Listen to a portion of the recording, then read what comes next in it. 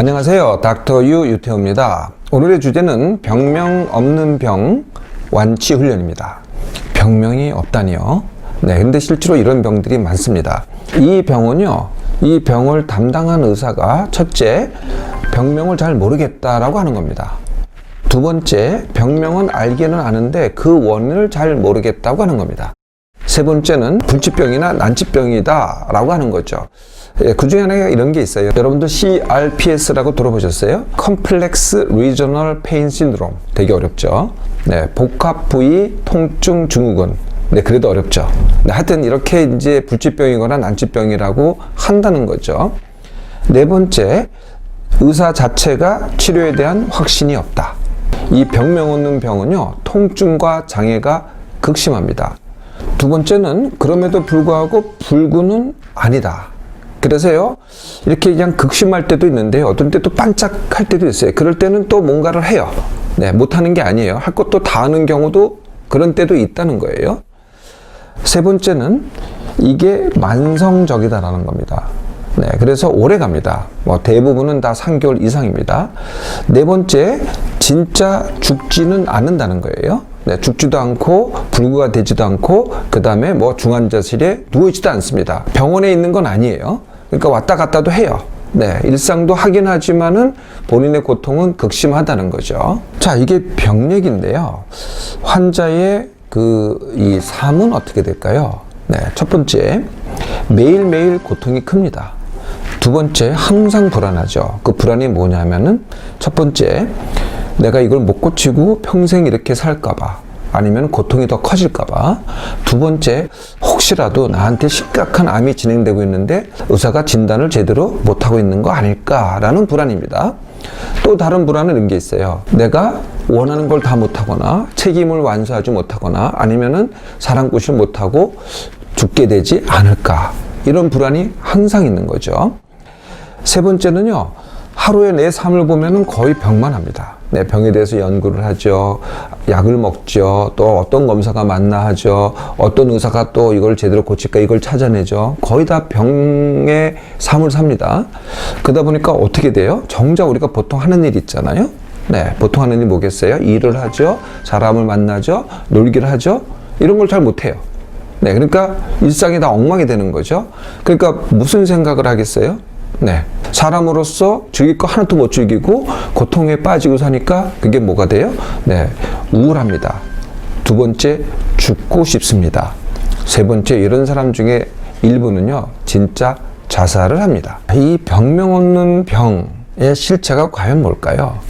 네, 한마디로 말씀드리면은 통증과 기능 장애입니다.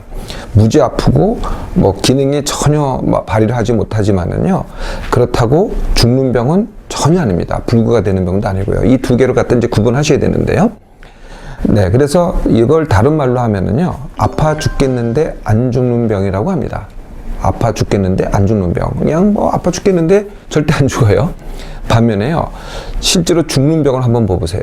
네, 죽는 병이 어떤 병이에요? 암, 뇌졸중, 심장병, 요새 이제 치매로도 죽습니다. 치매, 이런 병들은요, 그 말기가 될 때까지는요, 절대 안 아파요. 네. 그러니까 아무렇지도 않다는 거예요. 네, 근데 이런 병들 때문에 죽죠. 그래서 정작 죽는 병은 어떤 병이라고요? 네, 안 아픈데 죽는 병이 되죠. 자, 이 통증과 기능 장애가 도대체 무슨 병일까요? 네. 몸의 병인 건 맞습니다. 다 몸에서 증세가 느껴지잖아요. 머리가 아프다, 아니면은 아까 말씀드렸던 CRPS는 손이라든지 발이라든지 여기가 너무 아프다. 전부 다 아픈 거죠. 통증이잖아요. 네. 그런데 몸에 이 증상이 생기는 원인이요, 이게 하나의 원인이 아닙니다. 우리는 보통 이제 하나의 원인을 생각해요. 예를 든다면은 감기 바이러스가 감기를 일으켰다. 이렇게 단순하게 생각하는데 병명 없는 병은요, 하나의 원인이 아닙니다. 몇 가지 원인이 결합하고 악순환돼서 생기는 병입니다. 그 첫 번째 원인은요, 힘듦과 지나침의 누적입니다. 네, 요거가 이제 좀 이해하기가 어려웠을 텐데요. 네, 우리가 이제 젊었을 때 MT를 가서 이제 잠을 갖다 밤새고 우리가 놀았어요. 네, 그러면은 이거는 누적된 게 아니고 한 번에 크게 일어난 거거든요. 그랬더니 그 다음날 몸살이 일어났어요. 이건 누적된 게 아닙니다. 그래서 내가 쉬어요. 그래서 바로 복구가 되거든요. 근데 그런 게 아니고요. 조그만 것들이 계속 힘듦과 지나치 누적이 돼요. 힘듦이라는 것은 내가 힘들다고 느끼는 게 힘듦이고요. 지나침이라는 것은 나는 힘들다고 안 느끼고 나는 잘한다고 생각하든지 아니면 나는 즐겁다고 생각하는데도 불구하고 내 몸이 지나친 거죠. 이게 조그만 것들이 누적이 돼요. 그러다가 이제 거기가 한계에 도달하잖아요. 그러면은 별로 지나치지 않았는데도 큰 증세가 나옵니다. 이런 포인트를 가지고 역치라고 합니다. 거길 넘어서면은 증상이 크게 나오는 현상. 제가 이걸 항아리라고 많이 비교를 하는데요. 항아리에 이제 비어 있잖아요. 그러면 물을 갖다 부어도 처음에는 안 넘치잖아요. 그런데 거의 다 찼어요. 그럴 때는 물을 한 방울만 부어도 넘칩니다. 이게 이제 누적돼서 온다는 거죠. 두 번째가 뇌에 생긴 회로입니다. 뇌에 생긴 회로는요, 두 가지가 있는데 통증 회로 그리고 기능장애 회로입니다. 우리가 이제 여기를 갖다가 망치로 찢었다고 하죠. 손가락 끝을요. 그럼 여기에 생기는 게 통각입니다.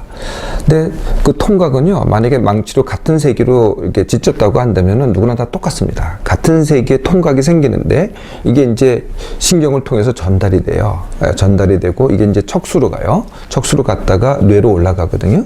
뇌로 올라가서 실제로 느끼는 것은 그러니까 이부에쯤에서 느껴진다는 거죠.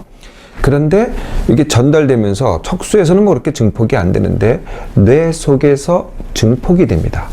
네, 요거를 증폭되는 회로를 우리가 통증 회로라고 하죠. 뇌에는 많은 뇌세포가 있죠. 그런데 뇌세포와 뇌세포를 연결하는 것을 시냅스라고 합니다. 요 회로가 다른 말로 하면은 뇌세포가 연결된 것. 그래서 이거 어떤 사람이 이거는 더 크게 형성이 돼 있어요. 예, 그러면 증폭되는 거고요. 느슨하게 연결이 돼 있어요. 그러면은 오히려 반대가 되는 거죠. 그래서 어떤 사람은 뭐 크게 다쳤어요. 그런데 별로 통증을 안 느껴요. 네, 격투기 하는 사람들 보면은 뭐 부러져도 뭐 그렇게 크게 안 느끼잖아요. 그거랑 같은 현상이죠. 그러니까 같은 통각이 생겼다고 같은 통증이 다 똑같지가 않다. 통증에 따라서 굉장히 10배, 뭐 심지어 100배, 1000배까지 이렇게 증폭이 된다는 겁니다. 이게 이제 통증 회로고요. 비슷한 거로 이제 기능장애 회로가 있어요. 기능장애 회로는요, 위장병을 한번 예를 들어 볼까요? 네, 우리가 어떤 음식을 먹고 과거에 내가 체했어요. 네, 그런데 이제 다음에 그 비슷한 음식을 갖다가 내가 이제 입에다 넣으려고 해요. 그런데 갑자기 생각이 과거의 그 기억이 떠올라요. 이거는 음식이 작용하는 게 아니고요. 내 생각이 기억을 하잖아요. 그러면 그 기억에 의해서 그 기억이 신경을 따라서 위장으로 갑니다. 그 위장에다가 명령을 해요. 야, 너 소화시키지 마. 당연히 의도적으로 하는 건 아니고요. 나도 모르게 내 뇌에 생긴 그 기능장애 회로가 내 위장에다가 명령을 하는 거죠. 그럴 때는 딱 먹으면 어떻게 돼요? 네, 음식이 잘못된 게 아니고요. 그 회로 때문에 소화가 안 되고 배탈이 나는 거죠. 이것을 기능장애 회로라고 합니다. 세 번째 이유는요, 증상 치료입니다. 예를 들면 진통제를 예를 들어 볼까요? 네, 진통제가 치료약 같지만은 이게 치료약이 아닙니다. 네, 그래서 진통제를 먹을 때는 어떻게 돼요? 네, 통증이 없어지잖아요. 그런데 이제 그 약의 효과가 떨어질 때는 어떻게 되냐면은 떨어지면은 이전에 내가 통증만큼 떨어지는 게 아니고요, 조금 더 큰 통증으로 떨어집니다. 네, 그러니까 더 커지는 거죠, 통증이. 또 약을 먹으면은 다시 그만큼 또 통증이 좋아져요. 그런데 약의 효과가 떨어지잖아요. 그럼 이전으로 돌아가는 게 아니라 그보다 더 큰 통증을 느끼게 된다는 거죠. 다시 말하면은요, 증상을 치료하면 할수록 나의 통증 또는 기능 장애는 더 악화된다는 겁니다. 그러니까 증상 치료가 다시 원인이 되는 거죠. 네 번째가요, 삶의 회피라는 겁니다. 내가 아파서 나는 이것도 못해, 난 아파서 일도 못해, 난 아파서 사람도 못 만나, 난 아파서 놀기도 못해. 이게 이제 우리가 드러나는 것 같잖아요. 그런데 내 속마음에 보면은요, 그 반대인 경우가 있어요. 내가 사람 만나는 게 싫어, 내가 일하는 게 싫어, 내가 이게 너무 부담스러워, 이게 내 속마음에서 나도 모르게 작용을 합니다. 그러면은 이 통증과 기능장애가 더 커집니다. 이 크게 보면은 이 네 가지거든요. 이 네 가지가 서로 상호작용하면서 악순환을 합니다. 그러면서 현재 나의 병명 없는 병, 고통이 매우 큰 병으로 형성돼 가는 것이죠. 이렇게 악순환돼 갔다고 하더라도요, 실제로 내 몸 자체의 구조 변화는요 그렇게 크지 않습니다. 고통만 커갈 뿐이죠. 이제 병명 없는 병의 실체를 아셨으니 완치 훈련도 하실 수 있겠죠? 네, 첫 번째는 내가 완치 원학입니다. 네, 일단 이 병이 여기까지 온 게요, 사실은 알게 모르게 내가 기여를 했다는 거거든요. 따라서 완치도요, 내가 훈련해야만 이것을 완치할 수 있다는 겁니다. 자, 이거를 확인하려면요, 혹시라도 정말 나한테 딴 이유가 있느냐? 네, 이게 정말 의심스러우면은 몸맘삼 진단을 받으면 됩니다. 그러니까 기존의 진단과 뭐가 틀리냐? 네, 기존의 진단은 몸에 대한 진단만 했죠. 무슨 병이 아니다. 뭐 이게 무슨 병이다. 몸에 대해서 무슨 병이다. 이렇게만 진단했잖아요. 몸맘삼 진단은 내 마음이 어떻게 작용하고 내 삶이 어떻게 작용하느냐. 아까 말씀드린 그 네 가지 원인에 대해서 다 파악을 하는 것.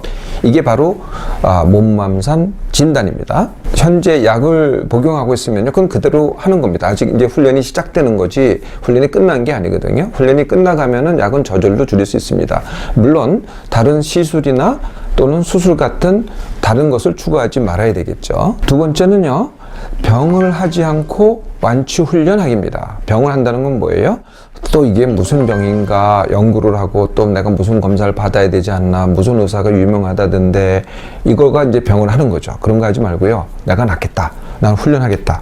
네, 훈련을 열심히 하는 거죠. 네, 이게 이제 병하지 않고 훈련하기입니다. 세 번째는요, 나부터입니다. 그 나부터의 나부터는 내 몸만부터죠. 그러니까 일단 나부터 챙기겠다는 거예요. 그럼 보류해야 될 건 뭐겠어요? 일, 관계, 이걸 보류하는 거죠. 그리고요, 책임과 의무도 보류하는 겁니다. 그게 이제 많이들 마음에 걸려 하시더라고요. 그게 마음에 걸리시면은요, 빨리 완치하고 나중에 보상하면 됩니다. 사실 내가 병에만 매달리는 게요, 오히려 책임과 의무를 갖다가 저버리는 방법이죠. 자, 여기까지 하셨잖아요? 그럼 나머지는 쉽습니다. 제가 늘 말씀드리는 방법이거든요. 그 다음에는요, 1번 내 몸맘 회복 훈련. 이것은 같은 시간에 일어나기, 같은 시간에 밥 먹기, 그리고 뭘 해도 하루 10% 남기기. 두 번째, 숙면 훈련. 낮에는 쉬면서 안 졸기, 밤에는 쉬면서 안 자기. 내 몸이 졸릴 때 가서 눕기, 시간 정해놓고. 이게 이제 숙면 훈련이고요. 세 번째가 둔감 훈련입니다. 나를 민감하게 하는 상황에서 내가 일부러 둔감하게 행동하기. 이게 이제 기본 훈련이 되는 거고요. 각 통증 또는 각 기능 장애마다 통증 회로 깨기 아니면 기능 장애 회로 깨기라는 그런 깨기 훈련이 있어요. 이것은 각 병에 맞춰서 수행을 하면 됩니다. 네, 여기까지 해서 이제 통증도 줄어들고 기능장애도 줄어들잖아요. 네, 그러면은 이제 그 다음 단계가 뭐냐면은 일, 관계, 쉽게 하기입니다. 그동안 내가 이제 이걸 안 하고 회피하고 그랬잖아요. 이제부터는 해야죠. 네, 이만큼 좋아졌으면 일도 하고 내가 하고 싶은 관계도 하고 뭐 놀고 싶으면 그것도 하셔도 됩니다. 근데 그걸 전부 다 쉽게 하는 거죠. 이것도 훈련입니다. 이 과정이 하루아침에 일어나는 게 아닙니다. 지금 내가 이만큼 아프고 이만큼 고통받은 것도요, 계속 악순환해 왔다는 거거든요. 네. 자, 훈련을 시작하면은요, 이제부터는 그 악순환이요, 선순환을 하게 됩니다. 네. 그리고 이 선순환이 하루아침에 이루어지는 게 아닙니다. 그래서 그 선순환의 과정은요, 내가 빨리 나야 되겠다, 이게 아닙니다. 빨리 나려면 오히려 더 늦어요. 네. 빨리 낫게 하지 마시고요. 정말 빨리 낫습니다. 어떻게 하시면? 밀당을 하면 빨리 납니다. 밀당이라는 것은 내가 어제 한 훈련을 기준으로 오늘 괜찮으면 조금 더 하고, 만약에 지나친 것 같으면 좀 덜 하고, 더 하는 게 밀기, 덜 하는 게 당기기입니다. 그러니까 밀고 당기기를 하면서 차근차근 나가가시는데, 처음에는 좀 더딘 것 같아도요, 나중에는 굉장히 빠르게 됩니다. 병명 없는 병, 알고 보면은요, 내가 나도 모르게 만든 병입니다. 완치도요, 약, 식품, 시술 등 남이 해주면 더 어렵습니다. 오히려 더 악화되는 경우도 있죠. 그런데 내가 훈련으로 하잖아요. 더 쉽고 빠르고 보통은 3개월이면 됩니다.